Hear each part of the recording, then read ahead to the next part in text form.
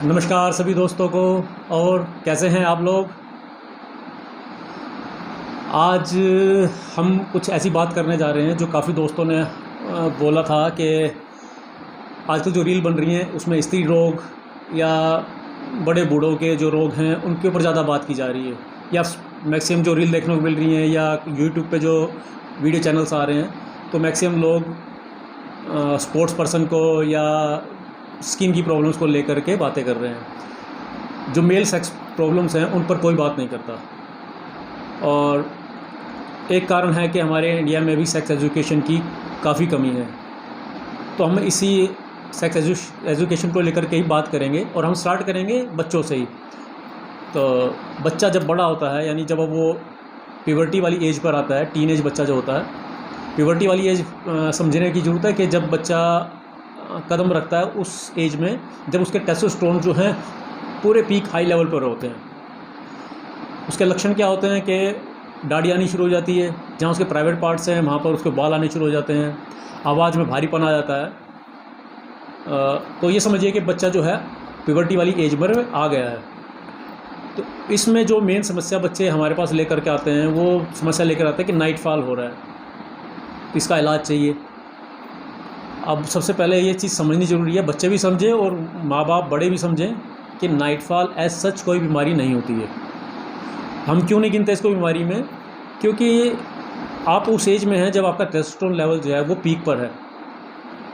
Peak पर होने का मतलब आपका जो वीर्य है वो बहुत तेज़ी से बन रहा है, और जब वीर्य बन रहा है तो वो स्टोर भी हो रहा है। अब हमारे बॉडी में जो स्टोर होने की जो क्षमता है उसकी वो एक लिमिट तक है। स्टोर होता है वो आपके जो टेस्टिस हैं वहाँ स्टोर होता है, जो गोलियाँ नीचे होती हैं वहाँ स्टोर होता है। अब ये तो है नहीं कि उसका साइज़ बढ़ता जाएगा स्टोर होता रहेगा, नहीं। एक लिमिट तक वो स्टोर होगा और उसके बाद उसको निकलना है। या तो वो आप टॉयलेट जब जाओगे, यूरिन जाओगे तब निकल जाएगा, नहीं तो या फिर स्वपन दोष से निकलेगा। आप देखते होंगे मैरिज के बाद किसी को स्वपन दोष रेयर ही बहुत हज़ारों लाखों में कोई एक मिलेगा जिसको स्वपन दोष होता हो, वरना मैरिज के बाद नहीं मिलता है, क्योंकि वहाँ संभोग वाली प्रक्रिया शुरू हो जाती है और उसमें वीर्य निकलता है। तो बच्चों को यही समझने की ज़रूरत है कि ये बीमारी नहीं है, इससे बचना चाहिए। बचना कैसे है कि आप फल फ्रूट सलाद सब्जियां ज़्यादा खाएं, पानी ज़्यादा पिएं, एक्सरसाइज रेगुलर करें, अच्छा साहित्य पढ़ें, गंदे विचार दिमाग में न लाएं, तो इससे काफ़ी हद तक बचा जा सकता है। यानी इसकी फ्रिक्वेंसी को आप कंट्रोल कर सकते हैं। मान लीजिए आपका हफ्ते में 4-5 बार हो रहा है, तो इन चीज़ों को अपना करके आप उसको 2 या 3 पर ले करके आ सकते हैं। कम्प्लीटली अगर कोई ये कहे कि इसकी दवाई मिल जाएगी आपको, ये जड़ से बंद हो जाएगा, नहीं। हम दवाई देते भी हैं मगर दवाई से कंट्रोल में ही होता है, मगर साथ में हमें इन चीज़ें ये बातें सब समझानी पड़ती हैं बच्चों को।